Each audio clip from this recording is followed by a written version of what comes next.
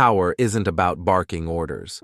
Real leadership, it's quiet, it's precise, it's earned. Sun Tzu wasn't just a war tactician, he was a master of human behavior.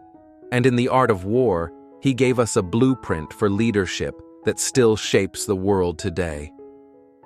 Welcome to the Strategy Masterclass. Today, we uncover how to lead like a general, with clarity, courage, and control. A leader leads by example, not by force. Regard your soldiers as your children, and they will follow you into the deepest valleys. Leadership is not control. It's influence through trust, direction through vision. Leadership begins with self-awareness. Sun Tzu emphasized that a general who knows his strengths and weaknesses and understands those of his team wins without unnecessary struggle. In modern leadership, this means understanding your management style, knowing how each team member performs under pressure, building on their strengths instead of micromanaging their flaws. Two managers, same title. One micromanages, controls every move. The other listens, guides, empowers the team. Who gets more done? Who earns loyalty? The second, always. Because people don't follow titles, they follow character. A leader doesn't always charge into battle.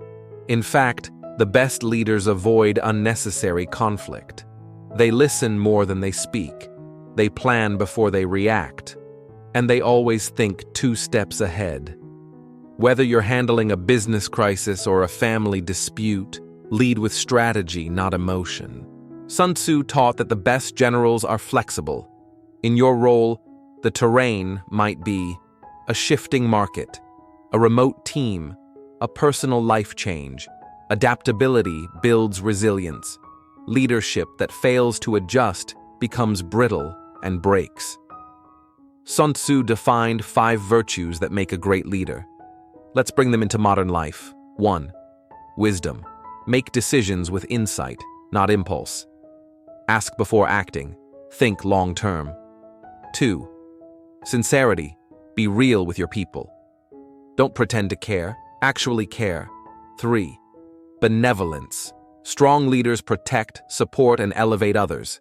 Your success is built on theirs. 4. Courage. Speak truth.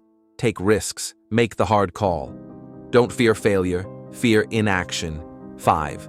Discipline. Lead yourself first. Show up. Follow through. Do what others avoid. Without discipline, leadership collapses into chaos.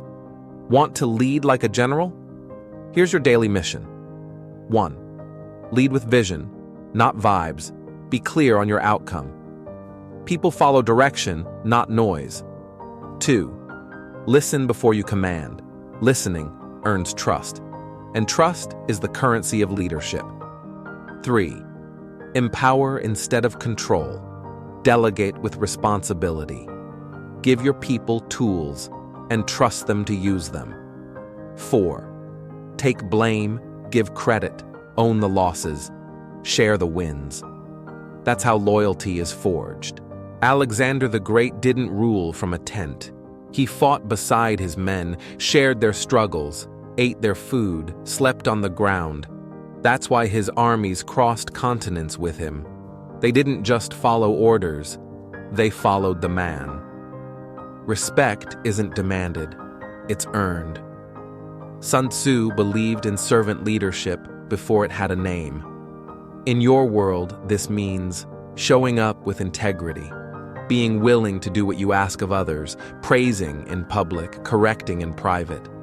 This type of leadership builds loyalty, not resentment. Smart leaders don't act on impulse. They wait, they watch, then they strike with precision.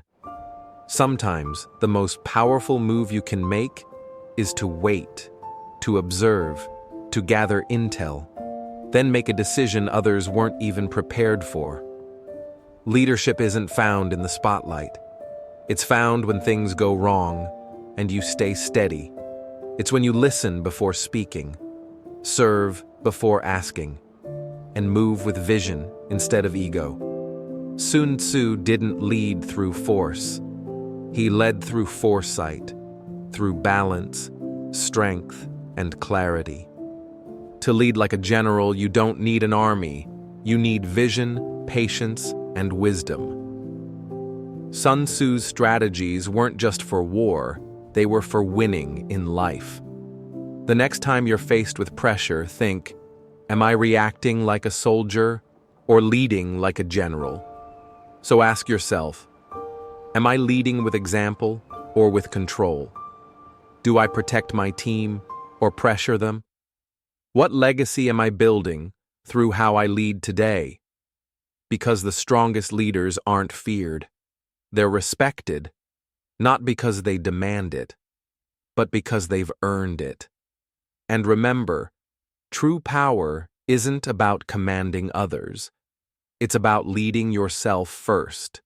Do that well, and others will follow without force.